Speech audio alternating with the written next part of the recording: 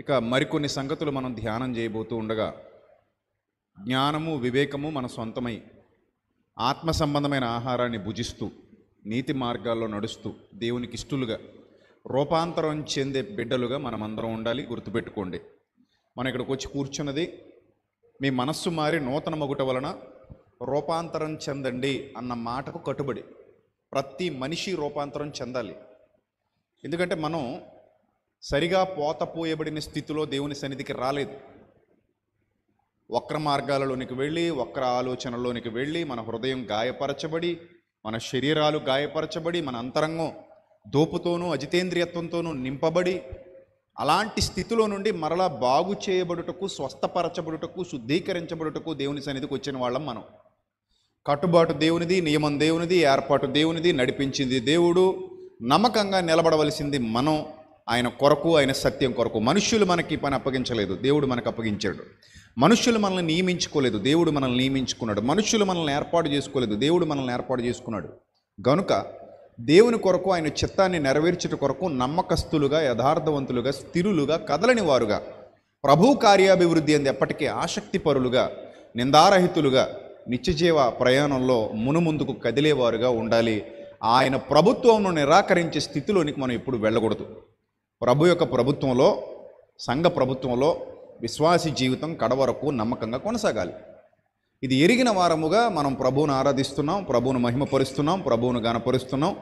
గనుక ప్రియమైన దేవుని ప్రజలారా, మీరు సత్యవాక్యమును బట్టి అతిశయించే బిడ్డలుగా ఎల్లప్పుడూ ఉండాలని మీ అందరికీ మనస్ఫూర్తిగా హితోబలుకుతున్నాను. ఎందుకంటే దుష్టుడు అనేక విధాల పన్నాగాలు పన్ని మిమ్మల్ని సత్యం నుండి దూరం చేయడానికి రకరకాల ప్రయత్నాలు చేస్తూనే ఉంటాడు.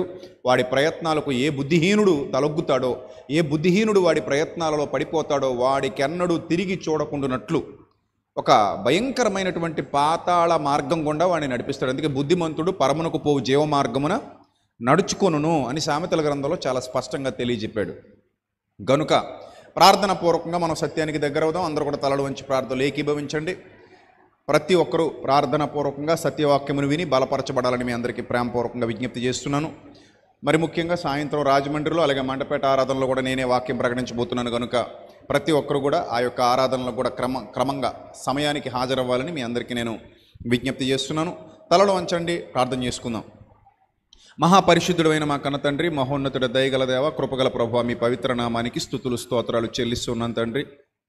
ఈ ఉదయకాల సమయంలో మీరు మమ్మల్ని ప్రేమించి సజీవుల లెక్కలో ఉంచి మీ సన్నిధి కాంతి మా మీద ప్రకాశింపజేసి మీ సన్నిధాన వర్తనులుగా నిలువబెట్టి ఇప్పటి వరకు మీ సత్యవాక్యమును విని బలపరచబడుటకు, బాగుపడుటకు, మా హృదయాంతరంగాలలో ఉన్నటువంటి ఆ యొక్క సమస్త కల్మషాన్ని, సమస్తమైనటువంటి మీకు విరోధముగా ఉండేటువంటి అవిధేయతను తొలగించుకొని సంపూర్ణ మానవులుగా మారి ప్రభువా, మీ యొక్క సన్నిధిలో రూపాంతరం చెందడానికి మీ పిల్లలందరినీ ఇక్కడికి తోడుకొస్తున్నారు. ప్రతి ఆదివారం ప్రభా మేమందరము కూడుకొని మిమ్మల్ని ఆరాధిస్తున్నాం, మహిమపరుస్తున్నాం. ప్రభా, మీ ఆత్మను బట్టి అతిశయిస్తూ మీ సత్యముతో మమ్మల్ని మేము శుద్ధీకరించుకుంటూ మీ జ్ఞాన వివేకములతో ప్రభా మేము వర్ధిల్లుతున్నాం. ప్రభా, ఈ సంవత్సరంలో గతించిన నెలంతా కూడా మమ్మల్ని కాపాడి ఈ నూతనమైన నెలలోనికి మమ్మల్ని ప్రవేశపెట్టారు. నిజమే తండ్రి, మీ కాపుదల లేకపోతే మేము ఒక్కరోజు కూడా దాటలేం. ప్రతిరోజు మీరు మాకు అనుగ్రహించే బహుమానమే తండ్రి. మీరు మాకు ఇవ్వకపోతే ఆ బహుమానం మా ఎదుకు రాదు. ప్రతి క్షణం మీరు మాకు ఇస్తూ, మమ్మల్ని బలపరుస్తూ, మా కుటుంబాన్ని, మా బిడ్డల్ని దీవిస్తూ, ఆశీర్వదిస్తూ మీ పరిచర్యలో మమ్మల్ని వాడుకుంటున్నారు. మేము మీకు లెక్క అప్పగించవలసిన వారమై ఉన్నాం తండ్రి. మనుషులను బట్టి మేము ఈ పనిలోనికి రాలేదు, కానీ మీరు మమ్మల్ని ఎన్నుకున్నారు, మీరు మమ్మల్ని నియమించుకున్నారు. ఆయా పనుల్లో ఆయా బిడ్డల్ని మీరు ఎన్నుకొని వారి ద్వారా మీరు మహిమపరచబడుతున్నారు. వారి శరీరాలు మీ కొరకు మీ పనిలో వాడబడుతున్నాయి. వారి శరీరాలు మీ పని కొరకు నలగొట్టబడుతున్నాయి. వారి శరీరాలు మీ పనిలో నమ్మకంగా కొనసాగుతున్నాయి తండ్రి. అలా ఇక్కడ పరిచర్యలో వాడబడుతున్న తమ్ముళ్లను, చెల్లెమ్మలను మీరు జ్ఞాపకం చేసుకోండి. వారి కుటుంబాన్ని దీవించండి, ఆశీర్వదించండి ప్రభా. అలాగే ప్రభా, మీ యొక్క సత్యమును బట్టి, మీ యొక్క సత్యవాక్యమును బట్టి అతిశయిస్తూ ఆ సత్యం అనే పునాది మీద నిలబడి అనేక మందికి మేలుకరంగా, రాబోయే తరానికి దీవెనకరంగా మీ కుమారుని రాక ఆలస్యమైతే మేము మా పిల్లలు ఉండులాగున ఇంకనూ ఈ సేవా పరిచర్యను అభివృద్ధిపరచండి. అనేకమైన ఆత్మలను సంపాదించడానికి బాధ్యత కలిగిన పిల్లలముగా ముందు కొనసాగడానికి సహాయం దయచేయండి ప్రభా. అనేక మంది మీ యొక్క నీతిని అనుసరించి నశించిపోకుండానట్లు దీర్ఘశాంతము గలవారై ఓపికతో ఎదురు చూస్తున్నారు. వారు పరలోక మార్గంలో నడవడానికి మీ కృపను తోడుగా ఉంచండి. మీ సహాయమును మా అందరి మీద ప్రభా కృమ్మరించండి ప్రభా. మీ యొక్క వాక్యమును ప్రకటించడానికి మీ దాసునిగా మీ సన్నిధిలో నిలువబడి ఉండగా మీ శక్తి చేత, మీ బలము చేత నన్ను అలంకరించి, మీ ఆత్మ ప్రభావము నన్ను ఆవరించినట్లుగా మీ సహాయమును నాపై కుమ్మరించి, మీ మాటలు మీ పిల్లలకు వినిపింపజేయమని ఘనత, మహిమ, ప్రభావములు మీకు మాత్రమే చెల్లిస్తూ, మీ యొక్క ఆత్మ సహాయమును అర్థిస్తూ సమయోచితమైన జ్ఞానమును ప్రసాదించమని వేడుకుంటూ, యేసుక్రీస్తు నామల్ని ప్రార్థన మనవులు సమర్పించి మీ వద్ద నుండి జవాబు పొందుకుంటున్నాం మా కన్న తండ్రి. ఆమెన్. దయచేసి అందరూ కూర్చోండి. ప్రియులారా, ఒక మాట మనం చూద్దాం. లూకాసు వార్త అందరూ బైబిల్ తెరిచి ఈ మాట మీరు తప్పకుండా చూడాలి. లూకాసు వార్త 21వ అధ్యాయము 37వ వచనం జాగ్రత్తగా చూద్దాం. లూకాసు వార్త 21వ అధ్యాయము 37వ వచనం అందరూ తీయాలి. లూకాసు వార్త 21వ అధ్యాయము 37వ వచనం. ఆయన ప్రతిదినము, అంటే ఎవ్రీడే ఒకటే పని జరుగుతుందట. ఆయన భూమి మీదకి వచ్చిందే అందుకు. ప్రతిదినము పగటియందు దేవాలయంలో ఏం చేస్తున్నారు? బోధిస్తున్నారు. బాగా అర్థం చేసుకోండి. ఆయన ప్రతిదినము పగటియందు దేవాలయంలో బోధిస్తున్నారు. ఆరాధనలో ఫస్ట్ ప్రియారిటీ యేసుప్రభు దేనికి ఇస్తారంటే బోధ. ఆరాధనలో ఫస్ట్ ప్రియారిటీ దేనికి ఇవ్వబడుతుంది? బోధ. ఎందుకు బోధకు ఫస్ట్ ప్రియారిటీ ఇవ్వబడుతుంది అంటే, బోధ నీ బ్రతుకును సరిదిద్దుతుంది, బోధ నీ ఆలోచన సరళిని మారుస్తుంది, బోధ నీ జీవితాన్ని వెలిగిస్తుంది, బోధ నిన్ను సంపూర్ణ మానవునిగా చేస్తుంది, బోధ నువ్వు రూపాంతరం చెందేలా చేస్తుంది, బోధ నిన్ను దేవునికి దగ్గర చేస్తుంది. బోధ నిన్ను బాధించిన ఆ బాధలో నుండి ఒక విశాలమైన వ్యక్తిత్వాన్ని సంతరించుకునేలా నిన్ను నన్ను నిలబెడుతుంది. కనుక ఆయన ప్రతిదినము దేవాలయములో ఏం చేస్తున్నారని వ్రాయబడింది? బోధిస్తున్నారు అని వ్రాయబడింది. ఆయన ప్రతిదినము ఎవ్రీడే ఇదే పనట. పగటియందు ఇదే పని. ఆయన ప్రతిదినము పగటియందు దేవాలయములో బోధించుచు రాత్రివేళ ఒలీవల కొండకు వెళుతున్నారు ప్రార్థించడానికి. రాత్రివేళ ఒలీవల కొండకు వెళ్ళి యేసుప్రభు వారు ప్రార్థన చేస్తూ కాలం గడుపుతున్నారు. ఆయన ఒలీవల కొండ మీద ప్రార్థన చేసేవారన్న సంగతి మనందరికీ తెలుసు. చాలా సందర్భాల్లో చదువుకున్నాం, నేర్చుకున్నాం. పగలంతా బోధ చేస్తున్నారు, రాత్రంతా ప్రార్థన చేస్తున్నారు. బోధకున్న శక్తి అలాంటిది. కాబట్టి మీరు ఒక విషయం గమనించండి. సత్యమందు వారిని ప్రతిష్ఠ చేయుము చదువుకున్నారు కదా. యోహాను సువార్త 17వ అధ్యాయము 17వ వచనంలో ఏం చదువుకున్నారు? నీ వాక్యమే సత్యము, సత్యమందు వారిని ఏం చేయుము? ప్రతిష్ఠ చేయుము. సత్యమందు ప్రతిష్ఠ చేయుము అని ఎందుకంటున్నాడంటే, సత్యం అనే పునాది మీద మీ ఆత్మీయ జీవితాలు కట్టబడాలి అని. నిజమే, మీరు ఇంటికి పునాది వేసుకుంటారు. ఏ మాత్రం పునాది తేడాగా పడినా ఇల్లు మొత్తం ఏమైపోద్ది? కూలిపోద్ది. ఎన్ని అంతస్తులు వేసినా సరే ఆ ఇల్లు ఏదో ఒక రోజు కూలిపోద్ది. మనం కూడా ప్రభు సన్నిధిలో నిజ నిర్ధారణకు నిలబడబోతున్నాం ఒకనొక దినాన. ప్రజలు నిన్ను వ్యతిరేకించినా, ప్రజలు నిన్ను తప్పుబట్టినా, ప్రజలు నిన్ను అర్థం చేసుకోకపోయినా, ప్రజలు నీ మాటకు విధేయత చూపించకపోయినా, వన్ ఫైన్ డే ప్రభు యొక్క తీర్పులో నువ్వు నిలబడినప్పుడు ఏది నిలబడుతుందో, ఏది కాలిపోతుందో అనేది ఆయన నిర్ణయిస్తాడు. నిలబడేది దేవుని సన్నిధిలో ఉంటుంది, కాలిపోయేది అది నిత్యాగ్నిలోనికి వెళ్ళిపోతుంది. సో మనం కాలిపోయే గుంపులో ఉండకూడదు, నిలబడే గుంపులో ఉండాలి. నిజ నిర్ధారణకు నిలబడాలి. ఆ నిజ నిర్ధారణకు నిలబడాలి అంటే ఖచ్చితంగా మనం సత్యం అనే పునాది మీద కట్టబడాలి. మంచి ఆహారం, మంచి శరీరం, చెడిపోయిన ఆహారం, పాడైపోయిన శరీరం. ఈ సంగతి మీ అందరికీ తెలుసు. మంచి ఆహారమే మంచి శరీరాన్ని ఇస్తుంది, చెడిపోయిన ఆహారం పాడైపోయిన శరీరాన్ని ఇస్తుంది. అంటే శరీరానికి మంచి ఆహారం పెట్టడం వల్ల మంచిగా ఉంటాం. అలాగే ఆత్మీయ జీవితంలో బోధ ఎంత ఇంపార్టెంట్ అంటే, ప్రతి సంఘంలో పరీక్షించుకోవాల్సినటువంటి విషయం బోధ. ఎలా ఉందో చూసుకోవాలట. మనం ఒక సంఘానికి వెళుతున్నాం, పాటలు ఎలా ఉన్నాయి? కాదు. సౌండ్ సిస్టమ్ ఎలా ఉంది? కాదు. ఎన్విరాన్మెంట్ ఎలా ఉంది? అది కాదు. అక్కడ హడావిడి ఎలా ఉంది? ఇది కాదు. అక్కడ మంచిగా భోజనం పెడుతున్నారా లేదా? అది కాదు. అక్కడ మనం చూడాల్సింది ఏంటంటే బోధ ఎలా ఉంది. ఒక సంఘాన్ని నేను దేవుని సన్నిధి అని ఎంచుకోవాలంటే ఈ సంఘములో సత్యం వినబడుతుందా లేదా పరీక్షించుకోవాలి. అందుకే సమస్తమును పరీక్షించి మేలైన దానిని చేపట్టుడి అన్నాడు. సమస్తాన్ని పరీక్షించండి, ఇబ్బంది లేదు. అందులో మేలైన దానిని చేపట్టాలట. ఇది మేలా కీడా? ఇది నిత్యమా కాదా? ఇది కరెక్టా కాదా? కరెక్ట్ అయితే శాపదేశపురాణంలో ఎంత దూరమైనా వెళ్ళిపోవాల్సిందే. అక్కడ నాకు నిత్య జీవాహారం దొరుకుతుంది, అక్కడే నేను దేవుని సన్నిధిని కనుగొన్నాను అని వెళ్ళిపోవాలి. మీరు గమనించారు లేదా, శాస్త్రులు పరిసయ్యులు చాలా ఆడంబరాలతో కూడిన శృంగారమును దేవాలయాల్లో ప్రధాన యాజకులుగా గొప్ప గొప్ప కీర్తి ప్రతిష్టలు పొందుకొని అక్కడ దేవుణ్ణి ఆరాధిస్తున్నాం అన్నట్టుగా వాళ్ళు నిలువుటంగీలు ధరించుకుని వేషధారితనంతో this is the God's presence అంటున్నారు. Here is the God's presence, మీరు దేవుని సన్నిధిని ఇక్కడ కనుగొంటారని ఆనాటి ప్రజలకు చెప్తున్నారు.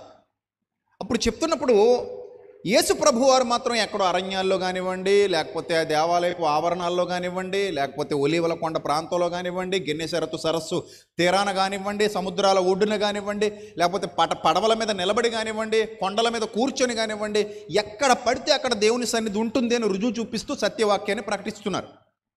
వాళ్ళేమో యెరూషలేము దేవాలయంలో మాత్రమే ఆరాధించాలంటుంటే, ఈయనేమో దేవుని సన్నిధి ఎక్కడ ఇద్దరు ముగ్గురు నా నామమున కూడి ఉందురో అక్కడ వారి మధ్యలో నేను ఉన్నానన్న మాటను బేస్ చేసుకుని, నిజమే దేవుని యొక్క తీర్పులు మన మధ్యలో జరుగుతున్నాయి, దేవుని యొక్క సన్నిధి మన మధ్యలోనే ఉంటుంది, మనం ప్రభువుని ఆరాధిస్తున్నాం, ప్రభువును మహిమపరుస్తున్నాం, ప్రభువును గణపరుస్తున్నాం అని చెప్పి యేసు ప్రభు వారు ఎక్కడ అవకాశం ఉంటే అక్కడ, ఎక్కడ ప్రజలు ఉంటే అక్కడ, ఎక్కడ దేవుని జ్ఞానం కొరతగా ఉంటే అక్కడ, కాపరి లేని గొర్రెల వలె వారు చెదరి ఉన్నందున వారి మీద కనికరపడి వారికి మాటలు బోధించెను అని వ్రాయబడింది.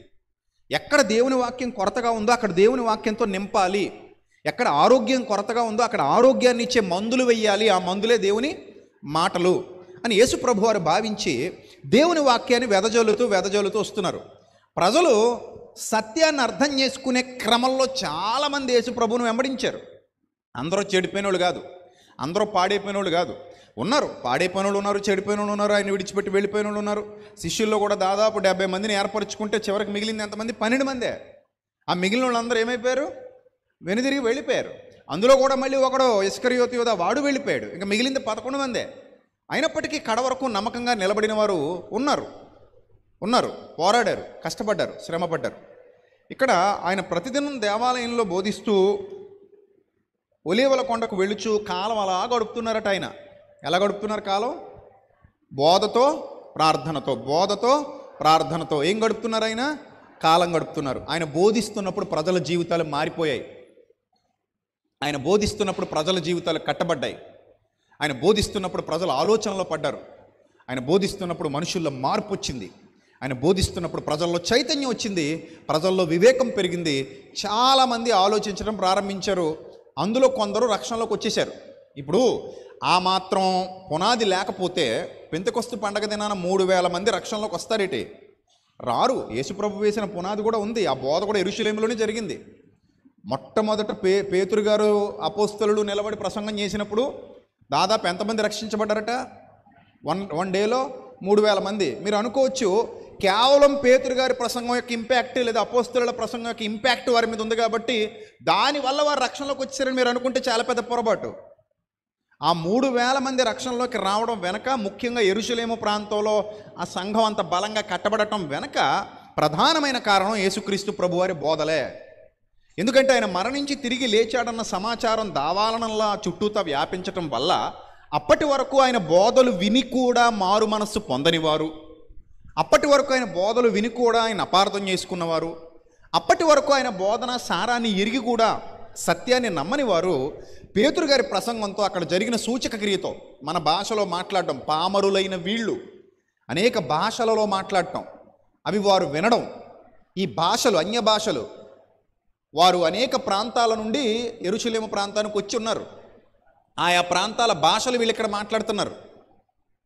అదేంటి వీళ్ళకి మన భాష ఎలా వచ్చింది, మన ప్రాంతపు దేశపు భాషతో వీళ్ళు ఎలా మాట్లాడగలుగుతున్నారని షాక్ అయిపోయారు. ఆ షాక్ అయిపోయి యేసుప్రభు వారు వేసిన పునాది, ఆ బోధ గుర్తుకొచ్చి వెంటనే ఏమైపోయారు? మారు మనస్సు పొందేశారు. మారు మనస్సు పొంది ప్రభు కొరకు పనిచేయటం, ప్రభు కొరకు పాటుపడటం, ప్రభు కొరకు శ్రమ పడటం, సంఘ విస్తీర్ణంలో, సంఘ నిర్మాణంలో శ్రమైక జీవులుగా వాళ్ళందరూ దేవుని సన్నిధిలోకి వచ్చేసారు. 3000 మంది వన్ ఫైన్ డే పెంతెకొస్తు పండగ దినాన.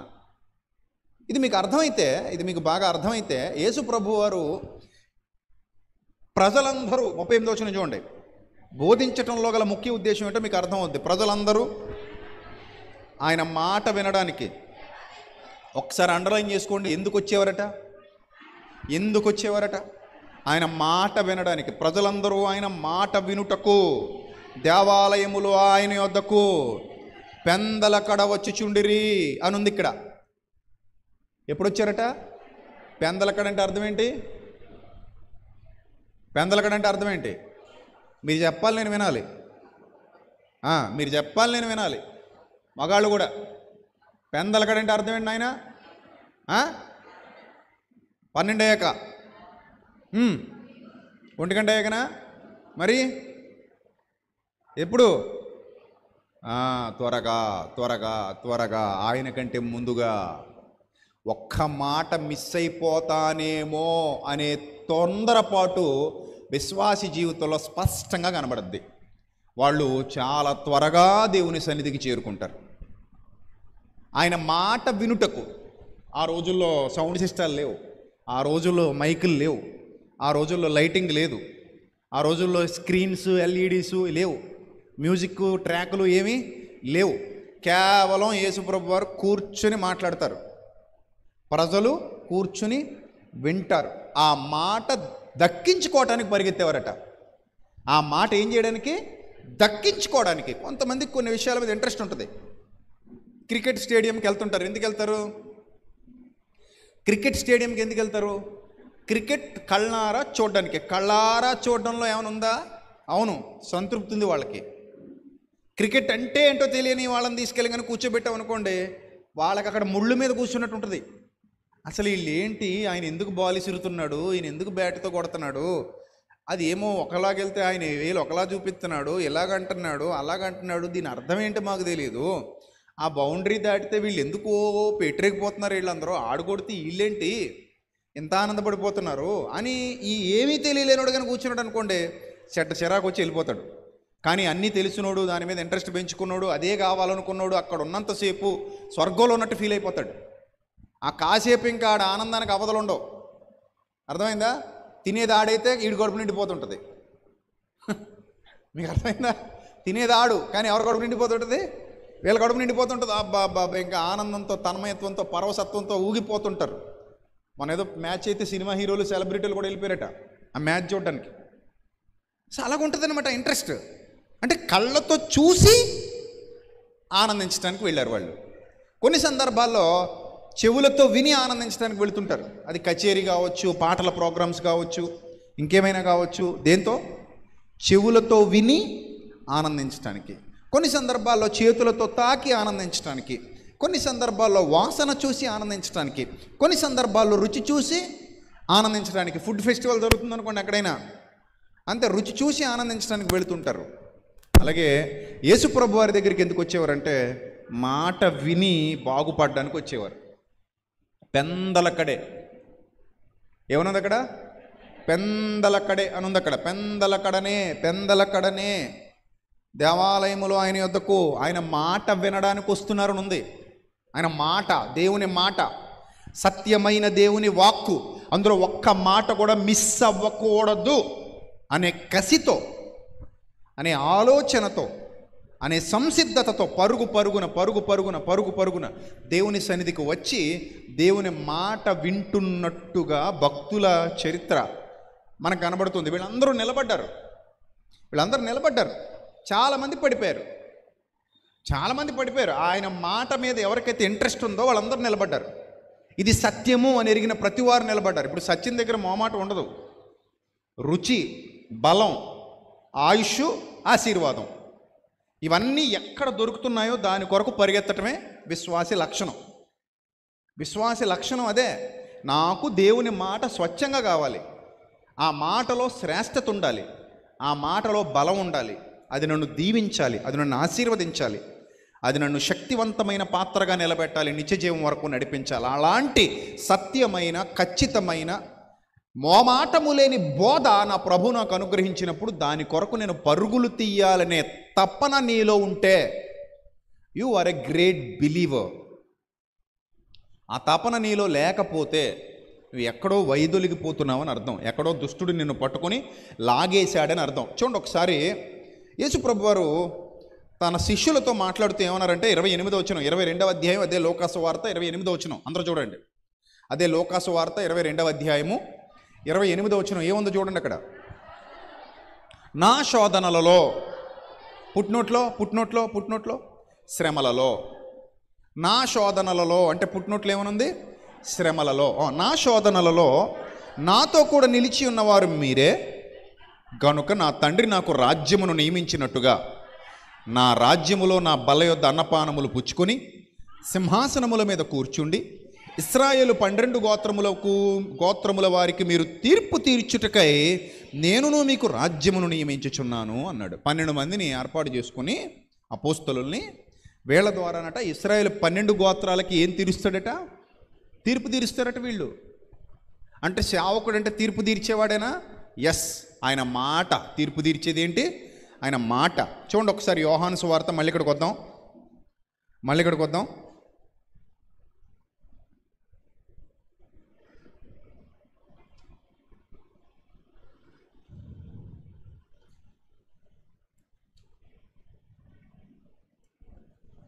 యోహాను సువార్త 12వ అధ్యాయం, యోహాను సువార్త 12వ అధ్యాయం 47వ వచనం జాగ్రత్తగా చూడండి. యోహాను సువార్త 12వ అధ్యాయము 47వ వచనం. ఎవడైనను నా మాటలు వినియు వాటిని గైకొనకుండిన ఎడల నేను అతనికి తీర్పు తీర్చను అన్నాడు. ఇది ఒక విధమైన వ్యాధి. ఆయన మాటలు విని కూడా వాటిని గైకొనకపోవటాన్ని ఏమంటారు, వ్యాధి అంటారు. ఏంటమ్మది, వ్యాధి. ఉదాహరణకి ఆహారం కళ్ళ ముందున్నా తినలేకపోవటాన్ని ఏమంటారు, వ్యాధి. అర్థమైందా? ఆహారం కళ్ళ ముందు ఉన్నా ఏం చేయలేకపోతున్నావు, తినలేకపోతున్నావు అంటే దాన్ని ఏమంటారు, వ్యాధి.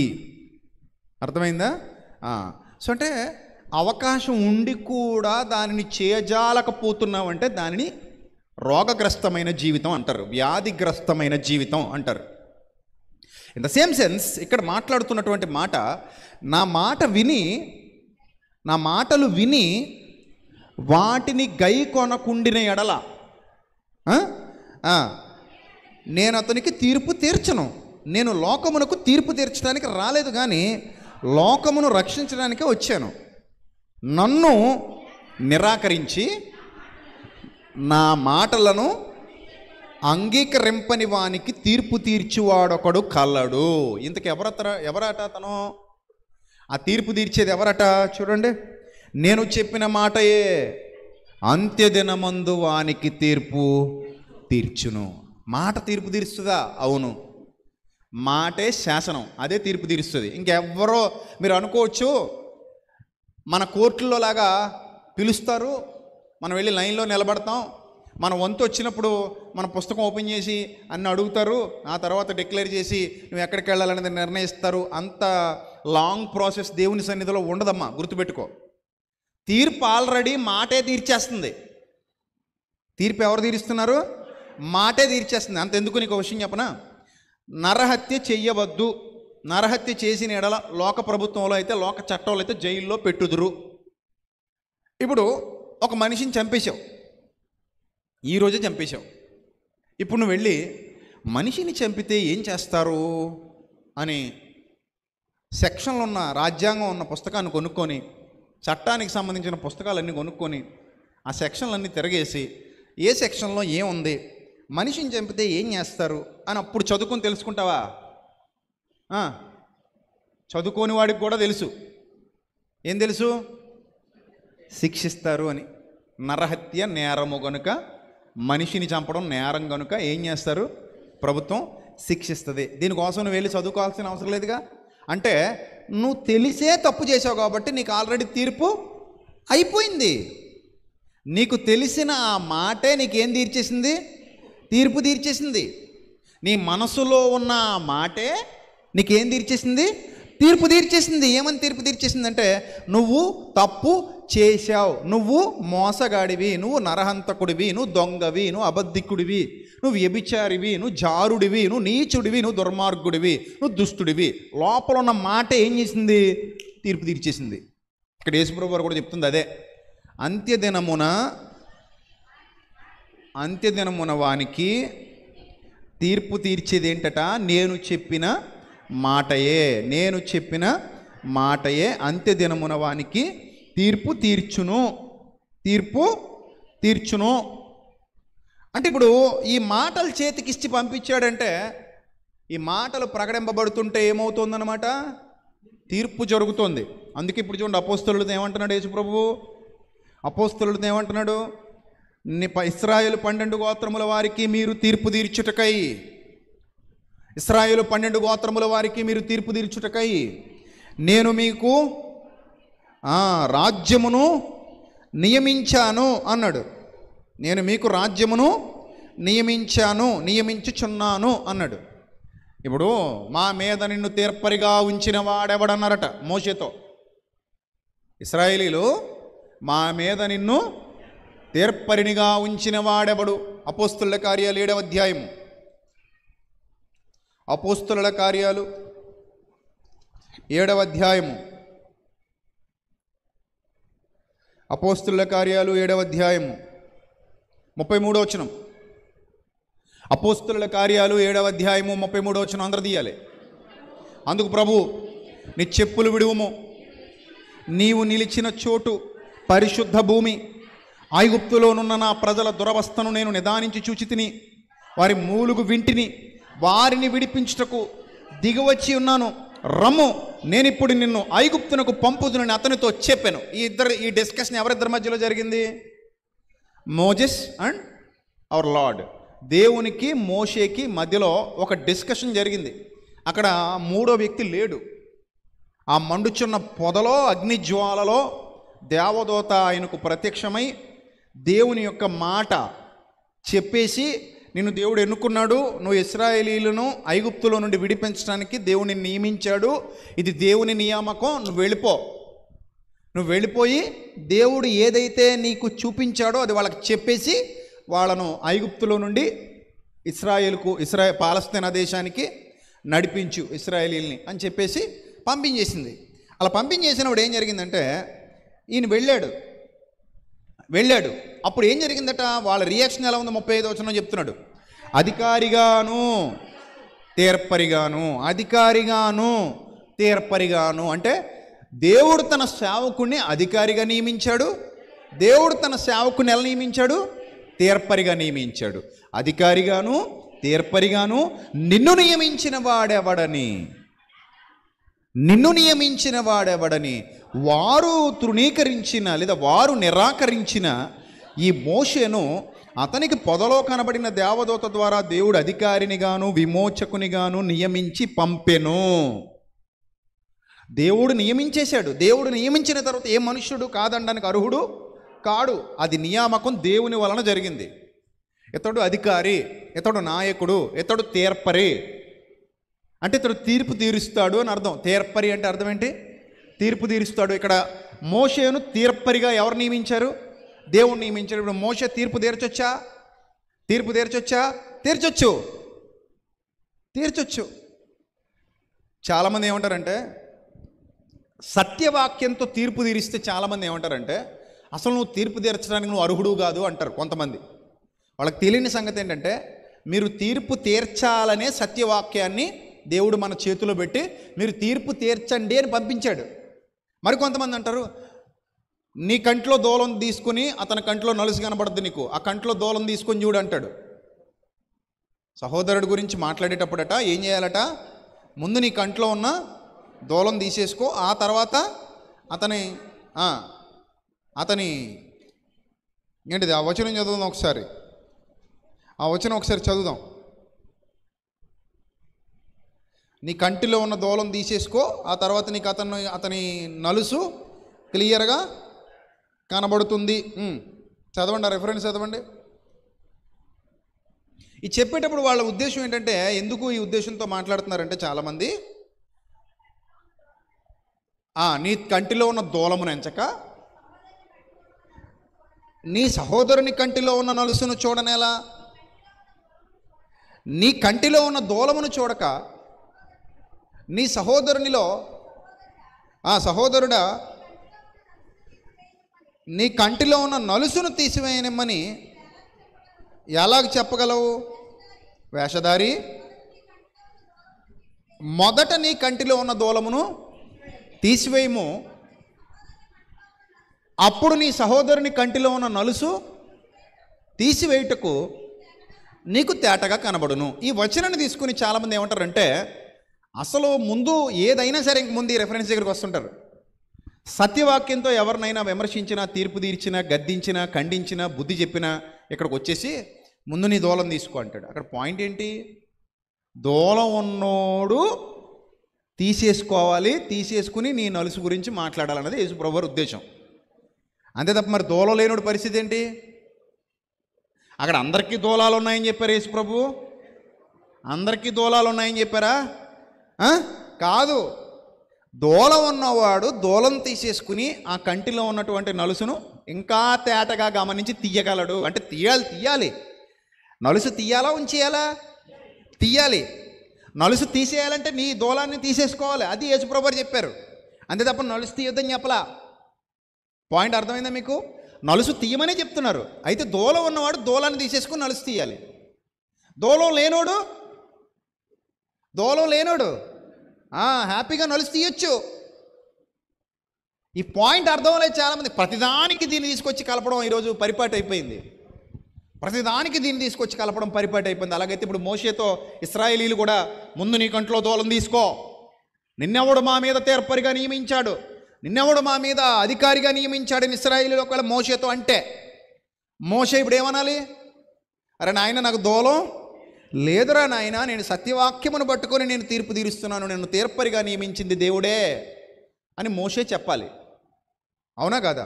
ఇప్పుడు ఇశ్రాయేలీయులు 12 గోత్రాల వారికి తీర్పు తీర్చడానికి మిమ్మల్ని నేను ఎన్నుకొని మీకు రాజ్యమును నియమించానని ఇప్పుడు మనం చదువుకున్నాం. అపోస్తలులతో యేసుప్రభు వారు చెప్పినటువంటి మాట.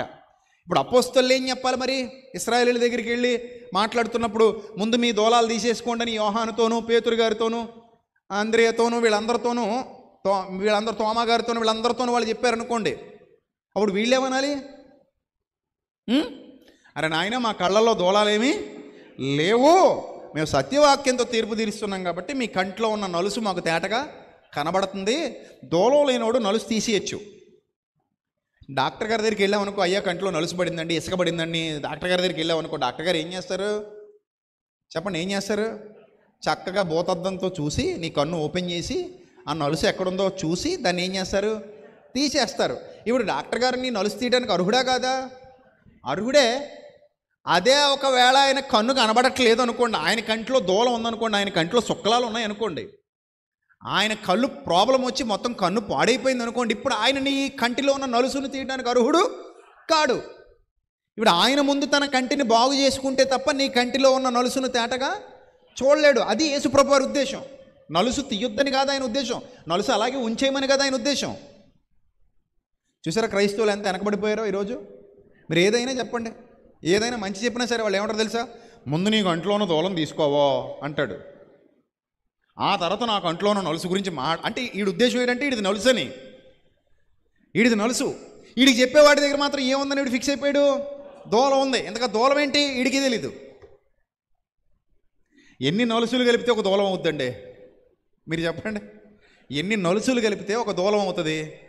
కొన్ని కోట్ల నలుసులు కలిపితే ఒక దూలం అవుతుంది.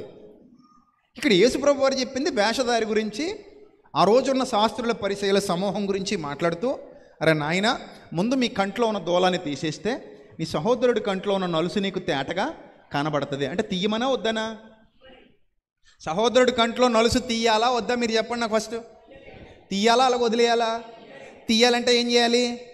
ఎవడు తీయాలి? దూలం లేనోడు తీయాలి. దూలం దాకా పక్కన పెట్టండి, దూలమే అవసరం లేదు, పక్కన పెట్టండి. నలుసు లేనోడు నలుసు తీయొచ్చు. నలుసు లేనోడు ఏం చేయొచ్చు? నలుసు తీయొచ్చు. ఇప్పుడు మనం కంటి హాస్పిటల్కి వెళ్ళాం అనుకోండి, ఐ హాస్పిటల్కి, అక్కడ డాక్టర్స్ ఉంటారు. అయ్యా నా కంట్లో నలుసు పడింది అంటాం. లేదయ్యా నేను తీయలేను, నా కంట్లోనూ నలుసు ఉంది అన్నాడు అనుకో, ఇంకో డాక్టర్ దగ్గరికి వెళ్తాం. అర్థమైందా? నా కంట్లో కూడా నలుసు ఉంది, నేను తీయలేను, ఎందుకంటే నాకు కనబడదు. ఇప్పుడు అదే నా కంట్లో ఏమీ లేదు, నా కళ్ళు ప్రశాంతంగా ఉన్నాయి, స్వచ్ఛంగా ఉన్నాయి, నా కళ్ళు నిష్కల్మషంగా ఉన్నాయి, నిర్మలంగా ఉన్నాయి అంటే ఇప్పుడు ఏం చేయొచ్చు చెప్పండి? ఏం చేయొచ్చు? తీయొచ్చు. దీన్ని కామన్ సెన్స్ అంటారు. కానీ ఈరోజు క్రిస్టియానిటీలో చాలామందికి కామన్ సెన్స్ లేదు. వాక్యం అర్థం చేసుకోవడం కూడా చేత కావట్లేదు. ముందు నీ కంట్లో ఉన్నది ప్రతిదానికి ఇదే డైలాగ్. ఇంకా తప్పించుకు తిరుగువాడు ధన్యుడి సుమతి అన్నట్టు, ఏదోడు కావాలి మాకు అన్నట్టు, ముందు నీ కంట్లో ఉన్న దూలం తీసుకో, అప్పుడు నా నలుసు గురించి మాట్లాడు అంటారు. అరే నాయన, అసలు ఆడి కంట్లో దూలం ఉందో లేదో, ఆడి కళ్ళు శుభ్రంగా ఉన్నాయేమో నీకేం తెలుసు? ముందు సత్యమును బట్టి తీర్పు తీరుస్తున్నప్పుడు ఆ సత్య వాక్యముతో కూడిన తీర్పును అంగీకరించడానికి నీ మనసు నా మనసు ఎల్లప్పుడూ ఎలా ఉండాలి? సిద్ధంగా ఉండాలి. మనం ఎలాంటి వాళ్ళం అంటే, మనల్ని శుభ్రం చేస్తున్న సబ్బులో కూడా దోషం ఏమైనా ఉందేమో అని వెతుకుతుంటాం. సబ్బు పని ఏంటి? మనల్ని శుభ్రం చేయడం, అంతవరకే మనం తీసుకోవాలి. ఆ సబ్బు వచ్చింది, మనల్ని రుద్దింది, శుభ్రం చేసింది. అలా కాదండి, ఈ సబ్బులో ఏమైనా దోషం ఉందేమో, అసలు నువ్వు శుభ్రం అవ్వాల్సిన పని ఉందన్న సంగతిని మరిచిపోయి ఎదుట నిన్ను ఏం చెప్పినా, నిన్ను ఖండించినా, గద్దించినా, బుద్ధి చెప్పినా, ఇంకా అక్కడ నుంచి ఆ ఖండించే వాళ్ళలో దోషాలు వెతకటం, ఆ గద్దించే వాళ్ళలో దోషాలు వెతకటం, ఆ బుద్ధి చెప్పే వాళ్ళలో దోషాలు వెతకటం, లేదా వాళ్ళ మీద నిందలు నేరారోపణలు చేయటం సాతాను యొక్క మనస్తత్వం, దుష్టుని యొక్క ఆలోచన విధానం ఇది. అసలు మనం హాస్పిటల్కి ఎందుకు వచ్చాం? వైద్యం చేయించుకోవడానికి. డాక్టర్ గారు అన్నారు, ఇదిగో షుగర్ ఎక్కువ ఉంది, కొంచెం వైట్ రైస్ తగ్గించు, స్వీట్ తగ్గించు, స్ట్రెస్ ఏమైనా ఉంటే తగ్గించుకో, కొంచెం జాగ్రత్తగా ఉండు, రోజు వాకింగ్కి వెళ్ళు అన్నారు అనుకో. మీకు షుగర్ ఎంత ఉందండి డాక్టర్ గారు అన్నాడు అనుకో పేషెంటు. అరే నాయన, నాకు షుగర్ ఏమి లేదురా నాయన అంటే, ఎవడో తెలుసు నీకు ఉందో లేదో, ముందు నాకు రిపోర్ట్ చూపించు అన్నాడు అనుకో. అలా కాదురా, ఇప్పుడు నా షుగర్ కూడా నీకు ఎందుకురా నాయన, ఇప్పుడు నేను డాక్టర్ని కదా, చదువుకున్నాను కదా, ఇక్కడ కూర్చున్నాను కదా, నీ షుగర్ తగ్గించడానికి కదా నేను ఇక్కడ ఉన్నాను, నువ్వు అందుకే కదా నా దగ్గరకు వచ్చావు, నేను మందులు రాసిస్తాను నీకు, నేను చెప్పినట్టుగా ఫాలో అవ్వు, నువ్వు తగ్గాలని కోరుకుంటున్నావు కాబట్టి తగ్గుతుంది. నాకు షుగర్ లేదురా నాయన, ఒకళ్ళు ఉన్నా నేను కంట్రోల్లో పెట్టుకున్నాను రా నాయన, నీకు చెప్తున్నప్పుడు నేను చేయకుండా ఉంటానా, నేను కంట్రోల్లో పెట్టుకున్నానంటే అదంతా అనవసరం, ముందు నాకు రిపోర్ట్ చూపిస్తే తప్ప నేను బిళ్ళలు వాడిని అన్నాడు అనుకో. ముందు నీ కంట్లో ఉన్న దూలం ఏంటో చూడాలి నేను, అప్పుడు నా నలుసు గురించి మాట్లాడుకుందాం అంటే అసలు అది పిచ్చిదా, పిచ్చి పనా, బుద్ధిహీనమైన పనా, లేకపోతే అజ్ఞానమా, ఏమనాలి దాన్ని? దానికి మీరు వెళ్ళకండి, ఎప్పుడు వెళ్ళకండి. అర్థమైందా? దానికి మీరు ఎప్పుడు వెళ్ళకండి. ఎందుకు వెళ్ళొద్దు అంటున్నానంటే, జ్ఞానము మిమ్మల్ని రూపాంతరం చెందేలా చేస్తుంది, జ్ఞానం మిమ్మల్ని పరిపూర్ణులుగా చేస్తుంది. ఉంటారు కొంతమంది మూర్ఖులు ఉంటారు, వాళ్ళకి ఎంత చెప్పినా చెవికి ఎక్కదు, వాళ్ళు పట్టుకున్న కుందేలకు మూడే కాళ్ళు, మూర్ఖ శిఖామణులు అంటారు వాళ్ళని, మూర్ఖ శిఖామణులు. ఎదుటివాడు మన మంచి కోసం చెప్తున్నాడన్న ఇంగితం ఉండదు కొంతమందికి. అసలు అతనికి పని ఏంటి, మనకి ఎందుకు చెప్పాలి, మనల్ని ఎందుకు ఖండించాలి, మనల్ని ఎందుకు గద్దించాలి, మనకి ఎందుకు బుద్ధి చెప్పాలి? దేవుడు అధికారిగా తీర్పరిగా నియమించాడు. ఈ కోరహు, దాతాను, అభిరాములు మోషే గారి మాటల్ని పాజిటివ్గా తీసుకోలేకపోయారట. ఎలా తీసుకోలేకపోయారు? మోషే గారి మాటల్ని పాజిటివ్గా తీసుకోలేకపోయారు.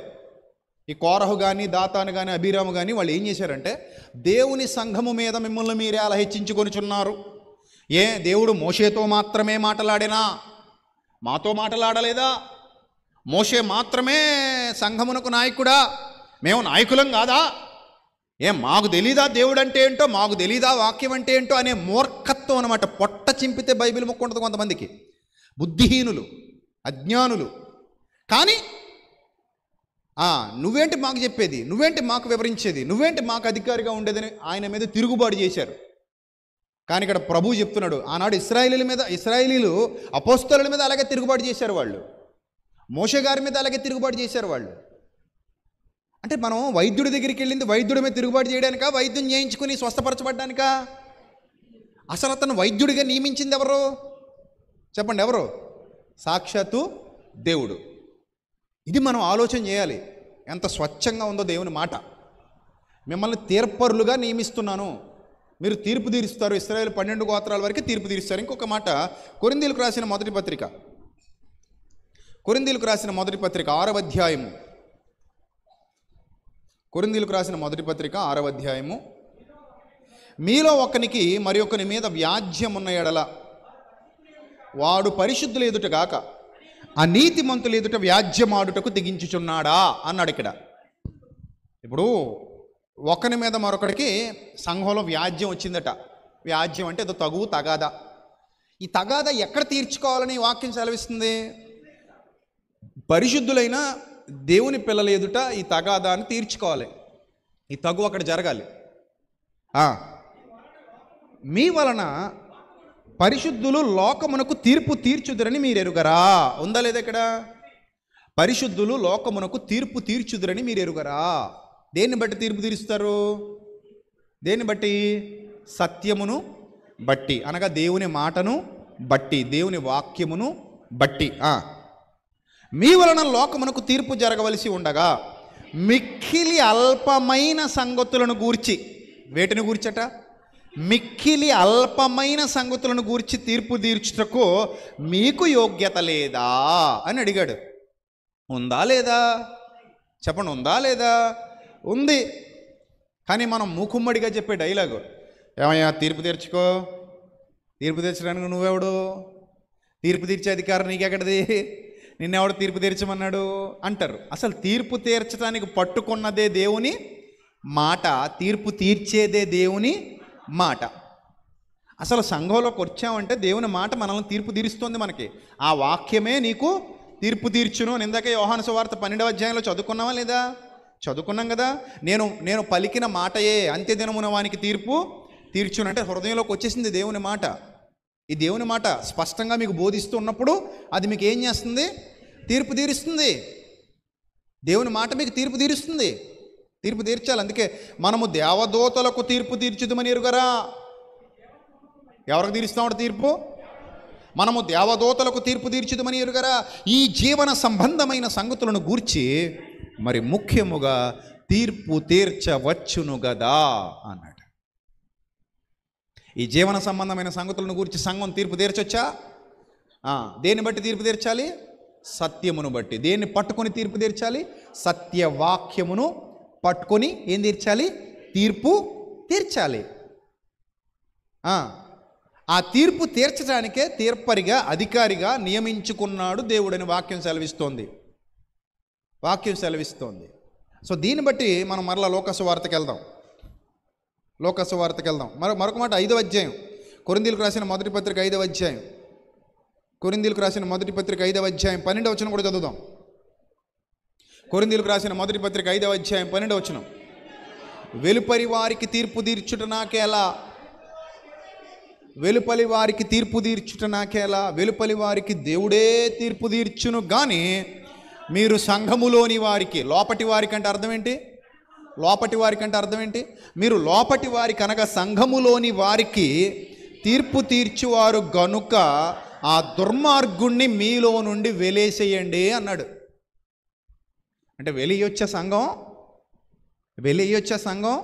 ఎస్, దుర్మార్గుడైతే సంఘం వెలియొచ్చు, సంఘంలో నుండి నెట్టేయొచ్చు, బయటికి గెంటేయొచ్చు. ఎప్పుడూ దుర్మార్గుడైతే, సంఘం మాట వినని వాడైతే, సంఘానికి లోబడనొల్లని వాడైతే, సంఘం చెప్పినా అర్థం చేసుకొని మూర్ఖ శిఖామని అయితే సంఘంలో నుంచి మెడ పట్టుకుని బయటికి గెంటేయి అని చెప్తున్నాడు.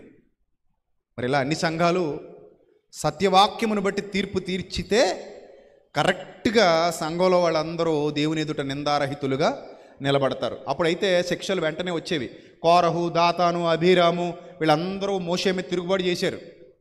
తిరుగుబాటు ఎందుకు చేశారు? ఆ సందర్భం చదవండి ఒకసారి. తిరుగుబాటు ఎందుకు చేశారు? కోరహు, దాతాను, అభిరామ్ అనేవాళ్ళు. సంఖ్యాకాండంలో ఉంటుంది. సంఖ్యాకాండం 16వ అధ్యాయం చూద్దాం ఒకసారి. సంఖ్యాకాండం 16వ అధ్యాయము. అందరూ తీద్దాం బైబిలు. మరలా మనం లోకసువార్తకి వెళ్ళాలి, గుర్తుపెట్టుకోండి. ముగింపులోకి వెళ్తున్నాను. సంఖ్యాకాండం 16వ అధ్యాయము.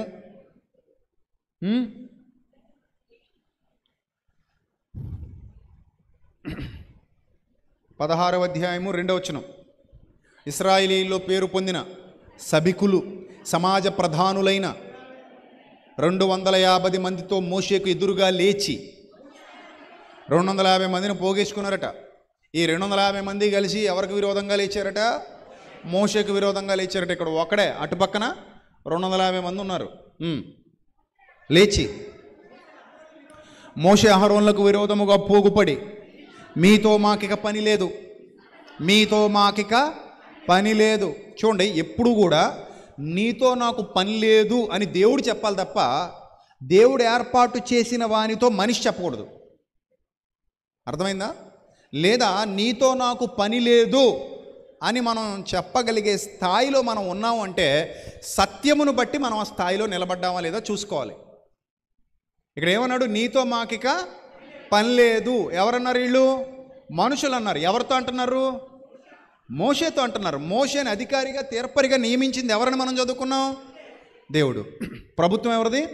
దేవుడిది. దేవుడు ఎన్నుకున్నాడు అతన్ని, దేవుడు నిలబెట్టుకున్నాడు. కానీ వీళ్ళు అంటున్నారు, నీతో మాకు పని లేదు. ఉంటారు కదా అలాంటి వాళ్ళు, మనకు అక్కడక్కడ కనబడుతుంటారు. ఇంకా నీతో మాకు పని లేదు అంటే వీళ్ళ కోరికలు తీరకపోతే మనతో పని ఉండదు, వీళ్ళు అనుకున్నది జరగకపోతే మనతో పని ఉండదు, వీళ్ళ ఆశలన్నీ నెరవేరితే పని ఉంటుంది, వీళ్ళు అడిగిందల్లా దొరికేస్తుంటే పని ఉంటుంది. వీళ్ళు అడిగింది కానీ దొరకట్లేదు అనుకోండి, ఇంకేముండదు, మనతో పని ఉండదు. నీతో నాకు పని లేదు. ఎందుకు పని లేదు? వాడి స్వార్థపూరితమైన కోరికలు నెరవేర్చుకోవటానికి అవకాశం దొరకట్లేదు కనుక. అర్థమైందా? లేదా ఆమె యొక్క స్వార్థపూరిత కోరికలు నెరవేర్చుకోవడానికి ఇక్కడ అవకాశం దొరకట్లేదు కనుక నీతో మాకు ఇంకా పని లేదు. అంటే వీళ్ళ ఉద్దేశం ఏంటంటే నీతో మాకు ఇంకా పని లేదు. చాలా స్పష్టంగా చెప్పారు, డైరెక్ట్ మోషేతో చెప్పారు, నీతో మాకు ఇంకా పని లేదు. ఈ సర్వ సమాజంలోని ప్రతివాడు పరిశుద్ధుడే, యెహోవా వారి మధ్యలో ఉన్నాడు. తర్వాత యెహోవా సంఘము మీద మిమ్మును మీరేలా హెచ్చించుకొనుచున్నారనగా. ఇంతకీ హెచ్చించింది దేవుడా, వీళ్ళే హెచ్చించుకున్నారా? పాయింట్ మీరు అర్థం చేసుకోండి. హెచ్చించింది దేవుడా, వీళ్ళే హెచ్చించుకున్నారా? వీళ్ళు హెచ్చించుకున్నారా, దేవుడు హెచ్చించాడా? దేవుడు హెచ్చించాడు. మోషేని అహరోనుని హెచ్చించింది ఎవరు? దేవుడు. వాళ్ళంతట వాళ్ళు హెచ్చించుకోలేదు. యెహోవా సంఘము మీద మిమ్మును మీరేలా హెచ్చించుకొనుచున్నారు. మీరు ఇందాక అపోస్తుల కార్యాలో చదువుకున్నారు, మిమ్మల్ని తీర్పరిగాను అధికారిగాను నియమించిన వాడెవడు అని అడిగారట. ఒకనాడు యేసు ప్రభు వారిని కూడా అలాగే అడిగారు, నువ్వు దేవుని కుమారుడుగా నిన్ను నియమించింది ఎవరని అడుగుతున్నారు వీళ్ళు. నిన్ను దేవుని కుమారుడిగా ఎన్నుకున్నది ఎవరు? అసలు నువ్వు దేవుని కుమారుడు అని ఒప్పుకున్నది ఎవరు? నువ్వు అసలు దేవుని కుమారుడివే కాదు, నువ్వు అసలు మెస్సియావే కాదు. చూడండి, తీర్పు దినాన ఇవన్నీ చెల్లుబాటులోకి రావు. చాలా జాగ్రత్తగా ఉండాలి దేవుని పిల్లలు ఎప్పుడు కూడా. మిమ్మల్ని మీరు ఎలా హెచ్చించుకొనిచున్నారు. నెక్స్ట్, మోషే ఈ మాట విని సాగిలపడ్డాడట. అటు తర్వాత అతడు కోరహుతోనూ వాని సమాజముతోనిట్లనెను. తర్వాత ఎవడో తనవాడు ఎవడో పరిశుద్ధుడు ఎవడో, తనవాడు ఎవడో పరిశుద్ధుడు ఎవడో, తనవాడు ఎవడో తనవాడు కానివాడు ఎవడో రేపు యెహోవా తెలియజేసి వానిని తన సన్నిధికి రానిచ్చును. ఆయన తాను ఏర్పరచుకొనిన వానిని తన యొద్దకు చేర్చుకొనును. ఎంత కాన్ఫిడెంట్గా చెప్పాడు చూడండి. ఇంతకీ కోరహు, దాతాను, అభిరాములు పక్కన నిలబడిన 250 మంది దేవుని ఏర్పాట్లో ఉన్నారా? ఈ మోషే అహరోను దేవుని ఏర్పాట్లో ఉన్నారా? ఎవడు యెహోవా చేత ఏర్పరచబడిన వాడు, ఎవడు యెహోవా చేత ఏర్పరచబడని వాడు అనేది ఆయనే నిర్ణయిస్తాడు, కంగారు పడకండి అన్నాడు. రేపు ఆయనే తెలియజేస్తాడు, కంగారు పడకండి. అప్పుడు 7వ వచనం, యెహోవా ఏ మనుష్యుని ఏర్పరచుకొనునో వాడే పరిశుద్ధుడు అన్నాడు. యెహోవా ఏ మనుష్యుని ఏర్పరచుకొనునో వాడే పరిశుద్ధుడు అన్నాడు. సో కాబట్టి మీరు ఇంతకీ వీళ్ళ గోళ ఏంటట, వీళ్ళు అసలు ఎందుకు ఇంత దారుణంగా లేచారు అంటే చదవండి, చెప్తాడు. లేవి కుమారులారా, మీతో నాకిక పని లేదు. మరియు మోషే కోరహుతో ఇట్లనెను, లేవి కుమారులారా వినుడి, తన మందిర సేవ చేయుటకు యెహోవా మిమ్మును తన యొద్దకు చేర్చుకొనుటయు, మీరు సమాజం ఎదుట నిలిచి వారు చేయవలసిన సేవ చేయనట్లు ఇశ్రాయేలు దేవుడు ఇశ్రాయేలు సమాజంలో నుండి మిమ్మల్ని వేరుపరచుటయు మీకు అల్పముగా కనబడునా. అంటే మీకు దేవుడు అప్పగించిన పని మీకు అంత అల్పంగా కనబడిందా? మందిర సేవ చేసేయడానికి దేవుడు మిమ్మల్ని ఎన్నుకొని మిమ్మల్ని ఏర్పరచుకుంటే మీకు అల్పముగా కనబడునా? ఆయన నిన్నును నీతో లేవీయులైన నీ గోత్రపు వారిని అందరినీ చేర్చుకొనెను కదా. అంటే మందిరపు పరిచర్య చేయమని నీకు అప్పగించాడు కదా. అవును, అప్పగించాడు. కానీ మీరు అది వద్దు, మాకేం కావాలని కోరుకున్నారట? యాజకత్వం కావాలని కోరుకున్నారట. మాకు అది వద్దు, మాకేం కావాలి? యాజకత్వం కావాలి అని కోరుచున్నారు. ఇందు నిమిత్తము నీవును నీ సమస్త సమాజమును యెహోవాకు విరోధముగా పోగయ్యున్నారు. 250 మంది పోగయ్యారట. దేనికోసం? ఇక మీదట మాకు యాజకత్వం ఇచ్చేయండి, మోషేను అహరోన్ని తొలగించండి, ఆ యాజకత్వం మేం చేస్తాం అని వచ్చారట. అప్పుడు అహరోనెవడు, అతనికి విరోధముగా మీరు సనగనేలానెను. అప్పుడు మోషే ఏలియాబు కుమారులైన దాతాను, అభిరాములు అందరినీ కూడా ఏం చేశాడు? పిలువనంపించాడు. ఏమండి? సో ఆ తర్వాత ఏం జరిగిందో మీ అందరికీ తెలుసు. ఇక్కడ మీరు గమనించవలసినటువంటి విషయం ఏమిటంటే, తీర్పరి అన్న పదం మీకు కనబడినప్పుడు వ్యక్తిగత తీర్పరిగా తీసుకోకూడదు. తీర్పరి అన్న పదం మీకు కనబడినప్పుడు ఏ తీర్పరిగా తీసుకోవాలి? వాక్యపు తీర్పరి. వాక్యం మనకు వినబడాలి. ఒక మనిషి స్వరం కావాలా వద్దా? ఇప్పుడు వాక్యం వినబడాలి. గాల్లోంచి వినబడట్లా. బిలాముతో మాట్లాడడానికి కూడా గాడిదకు దేవుని ఏమిచ్చాడు? నోరిచ్చాడు. గాడిద స్వరంతో దేవుని వాక్యం అతనికి వచ్చింది, వినబడింది. అలాగే మీకు దేవుని మాట వినబడాలి అంటే ఒక స్వరం కావాలి అక్కడ. ఆ స్వరం మీకు ప్రకటించాలి, ఆ స్వరం మీకు వినిపించాలి. ఆ స్వరములో నుండి దేవుని మాట మీ హృదయంలోనికి వెళ్ళాలి. ఇంతకు ఆ స్వరం ఎవరిదై ఉండాలి? దేవుడు ఎన్నుకున్న నాయకుడిది, దేవుడు ఎన్నుకున్న అధికారిది, దేవుడు ఎన్నుకున్న తీర్పరిది. అధికారినిగా తీర్పరిగా నిన్ను నియమించిన వాడెవడు అని అడిగిన అతనిని దేవుడే దేవదూత ద్వారా నియమించి పంపించాడు అని అపోస్తలుల కార్యాలు 7వ అధ్యాయంలో మనందరం చదువుకున్నాం కదా. రైట్. ఇక్కడ ఈ మాట యెహోవా మాట, ఈ మాట దేవుని మాట, పలకబడుతున్న దేవుని మాట మనిషికి ఏం చేస్తుంది? మనిషిని తీర్పు తీరుస్తుంది.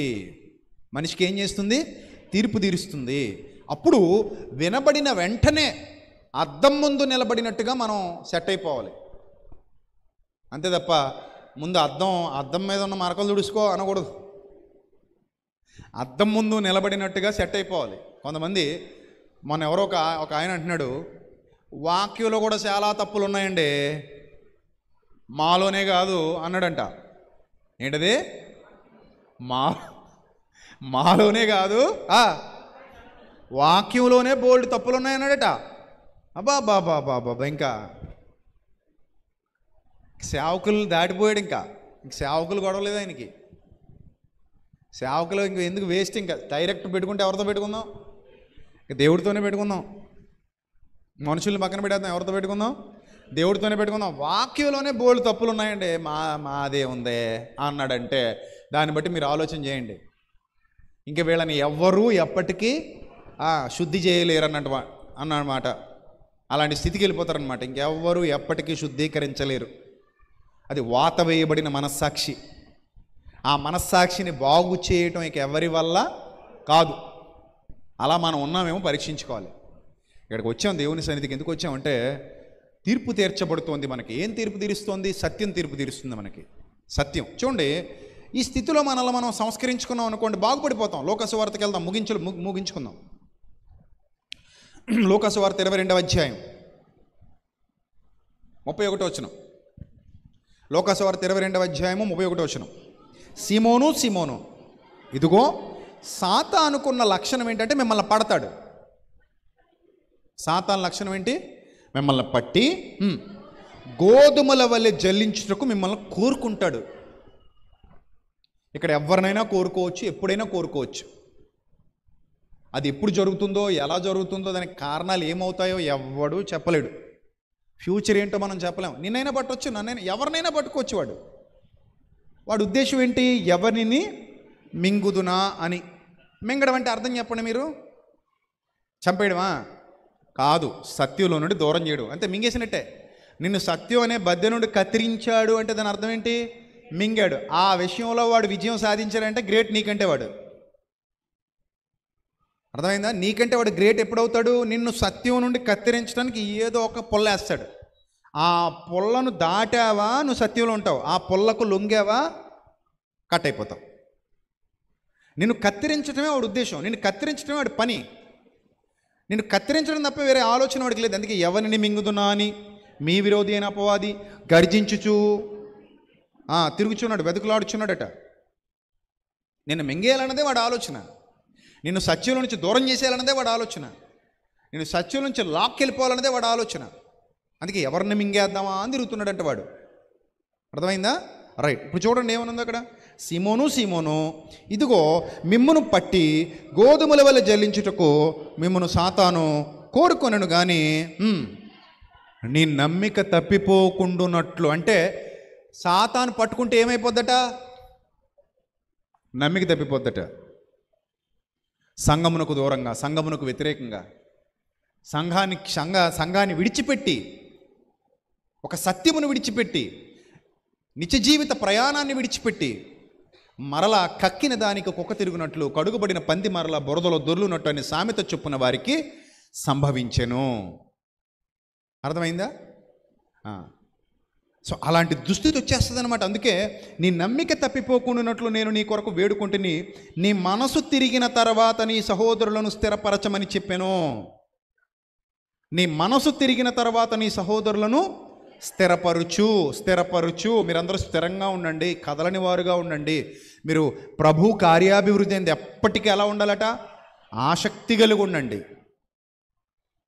ప్రభు కార్యాభివృద్ధి అనేది ఎప్పటికీ ఎలా ఉండాలి? మీరు ఆసక్తి కలిగి ఉండండి. ఎంతమంది ఉన్నారు ప్రభు కార్యాభివృద్ధి అనేది ఎప్పటికీ ఆసక్తి పరులుగా? చెప్పండి, ఎంతమంది ఉన్నారు? చేయి చూపించండి. ఏమనండి, నేను ఎప్పుడూ దేవుని పని కొరకు ఆసక్తిగానే ఉన్నాను. మనసుని అడిగి చెప్పండి, మనిషిగా చెప్పకండి. దేన్ని అడిగి చెప్పండి? మనసుని అడిగి చెప్పండి. ఇక్కడ నుంచి రావాలి సమాధానం. ఎస్, ప్రభు కార్యాభివృద్ధి కొరకు, ప్రభు పని కొరకు, ప్రభు యొక్క సత్యవాక్య వ్యాప్తి కొరకు, సత్యవాక్య విస్తరణ కొరకు, ఆయన నామ మహిమ కొరకు, ఆయన నామ ఘనత కొరకు నేను ఎప్పుడు ఐఎమ్ రెడీ. నేను ఎప్పుడు సిద్ధంగానే ఉంటాను. ఆయన పనే నాకు శిరోధార్యం. నాకు ఇక్కడ ఉంటుంది ఆయన పని చేయాలన్న ఆలోచన ఇక్కడ నుంచి వస్తుంది. నేను ఎప్పుడు ఆయన పనికి దూరం కాను, దూరంగా ఉండలేను. ఎందుకంటే ఇది నాకు దేవుడు అప్పగించాడు. ఈ బాధ్యతలో నన్ను దేవుడు నిలబెట్టాడు. ఈ బాధ్యత నా మీద పెట్టింది నా తండ్రే. కనుక ఎన్ని అవాంతరాలు వచ్చినా, సాతాను ఏదో రూపంలో కబలించాలని, ఏదో మాట ద్వారా కబలించాలని, ఎక్కువ సహోదరుల మధ్య చిచ్చు పెట్టేది మాటల ద్వారా పెడుతుంటాడు అపవాది. అందుకే అన్నాడు, అరే నాయన, కొండేలు అంటే తెలుసు కదా, అక్కడ నుంచి ఇక్కడికి ఒక లింకు, ఇక్కడ నుంచి ఇక్కడికో లింకు, ఇక్కడ నుంచి ఇక్కడికో లింకు, ఇక్కడ నుంచి ఇక్కడికి ఇంకొక లింకు. ఈ లింకులన్నీ దేని ద్వారా బండి? మాటల ద్వారా బండి. మన మధ్యలో, ఈ సహోదరుల మధ్యలో ప్రేమను చంపటానికి, లేదా సంఘాన్ని పాడు చేయటానికి, లేదా సహవాసం నుంచి నేను దూరం చేయటానికి, సత్యంలో నుంచి నేను వైదొలిగిపోయేలా చేయటానికి వాడు పన్నే అత్యంత కుట్రపూరితమైన పన్నాగాలలో మాట ట్విస్ట్ అనమాట. ఇలా జస్ట్ అలా ట్విస్టింగ్ ఉంటుంది. దాని ద్వారా కొండాలు లేదా నీలో లేనిపోని ఆలోచనలు. వీళ్ళు చూడండి, చక్కగా లేవీలుగా ఉండి వాళ్ళ పని వాళ్ళు చేసుకుంటే హ్యాపీగా జరిగిపోయేది. కానీ వాళ్ళని ఏ దిశగా నడిపించారట? నువ్వు మోసే స్థానంలో నువ్వు కూడా తీసుకో, ఇంకో చైర్ వేసుకో, యాజకత్వం కోరుకో అని నడిపించాడు. సో ఆ విధంగా వాళ్ళ మధ్యలో చిచ్చుపెట్టి పని కుంటుబడేలా చేశాడు. ఈ విధంగా దుష్టుడు రకరకాల పన్నాగాలు పన్నుతూ సన్నిధికి దూరం చేయాలి, సత్యానికి దూరం చేయాలి, ఆయన పనికి దూరం చేయాలి, ఆయన ఆలోచనలకు దూరం చేయాలని నిన్ను నన్ను కూడా వెనక్కి లాగే ప్రయత్నం చేస్తూనే ఉంటాడు. గుర్తుపెట్టుకోండి, మన ఆలోచన మనల్ని ప్రభువుకు నిలబెట్టేదిగా ఉంటే, ప్రభు దగ్గర చేసేదిగా ఉంటే దేవుని ఆలోచన. ప్రభువుకు దూరం చేసే విధంగా ఉన్న ఏ ఆలోచన అయినా సరే అది ఎవరి ఆలోచన? నో డౌట్ అట్ ఆల్ దెయ్యం ఆలోచన. ఫిక్స్ అయిపోండి, అంతే, ఫిక్స్ అయిపోండి. ప్రభువుకి, సహవాసానికి, సన్నిధికి దూరం చేయాలని పన్నే పన్నాగం ఏదైతే ఉందో అది దయ్యపు ఆలోచన తప్ప దేవుని ఆలోచన కాదు. దేవుని ఆలోచన ఎప్పుడు నేను పాడు చేయదు. దేవుని ఆలోచన ఎప్పుడు నేను దేవుని సన్నిధికి దూరం చేయదు. సో కాబట్టి తీర్పు వాక్యం ద్వారా మనకి జరగాల వద్దా? ఫైనల్గా చెప్పండి, జరగాల వద్దా? జరగాలి. దేవుని వాక్యం మనకి తీర్పు తీర్చాలి.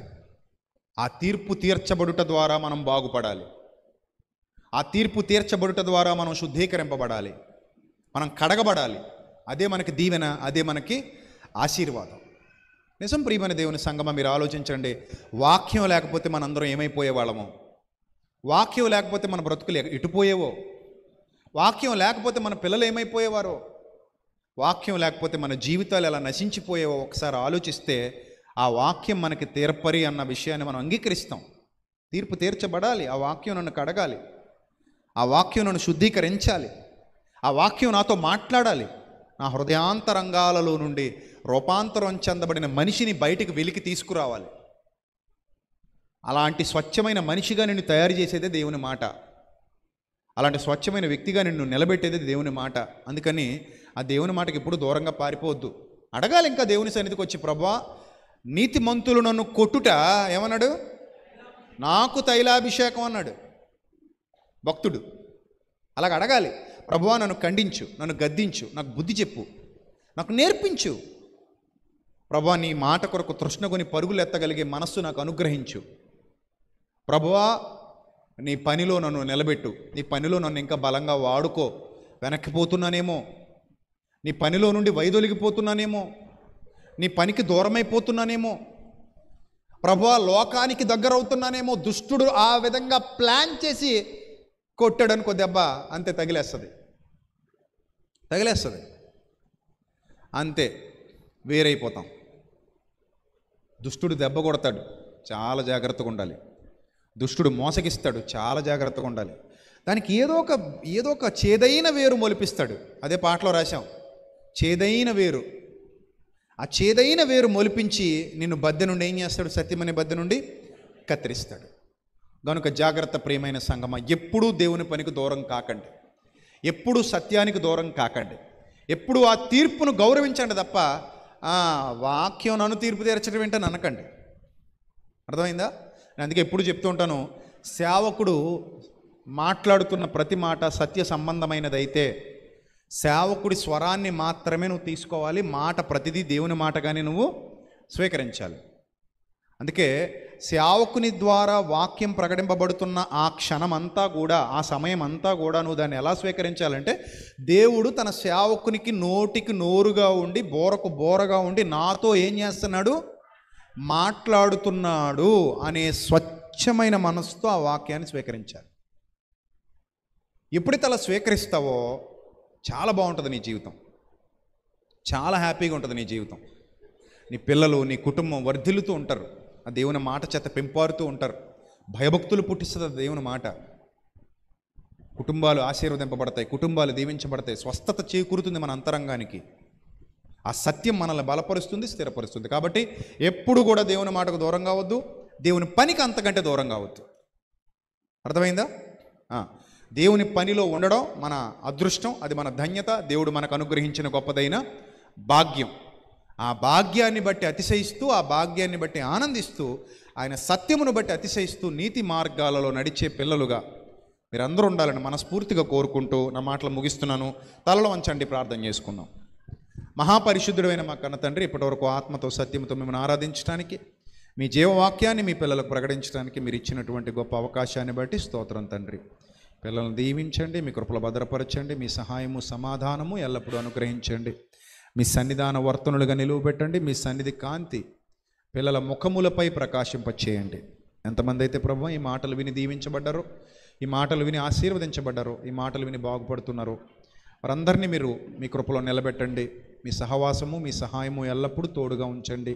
మీ జ్ఞానము, మీ వివేకము అనుగ్రహించండి. మీ సేవకుడిగా నన్ను ఇంకా బలపరిచి, శక్తినిచ్చి, బలాన్నిచ్చి ప్రభా మీ సేవలో ఇంకా బలముగా వాడుకోమని, అనేక మందికి దీవెనకరంగా, మీ నామానికి మహిమకరంగా శాంతి సమాధానములను ప్రచురము చేయుటకు ప్రభా మమ్మల్ని శక్తితో నింపమని, ఇంకనూ సంఘాన్ని దీవించమని, ఆశీర్వదించమని, రాత్రికి రాజమండ్రిలో మండపేటలో జరుగుతున్న ఆరాధన కూడా మీ నామానికి మహిమకరంగా మా అందరి జీవితాలకు దీవెనకరంగా జరిగించమని వేడుకుంటూ, అలాగే పరీక్షలకు సిద్ధపడినటువంటి విద్యార్థులు చక్కగా వారు ప్రయాసపడిన దానికి ఫలితాన్ని ఇచ్చి, వారు చదివినవన్నీ జ్ఞాపకానికి వచ్చి చక్కగా వారు పరీక్షలు పూర్తి చేసి జీవితంలో ఉన్నత శిఖరాలను అధిరోహించడానికి, ఉన్నతమైన విలువలు కలిగి మీ యొక్క సేవలో వాడబడ్డానికి కుటుంబాలను దీవించమని, కట్టమని, నిలబెట్టమని, సమస్త ఘనత మహిమ ప్రభావాలు మీకు మాత్రమే చెల్లిస్తూ యేసుక్రీస్తు ప్రభువారి దివ్యనామంలో ఈ ప్రార్థన మనవులు సమర్పించి మీ వద్ద నుండి జవాబు పొందుకుంటున్నాం మా కన్న తండ్రి. Amen, amen. అందరికీ వందనాలు. May Lord bless you all, love you all. Thank you. God bless you.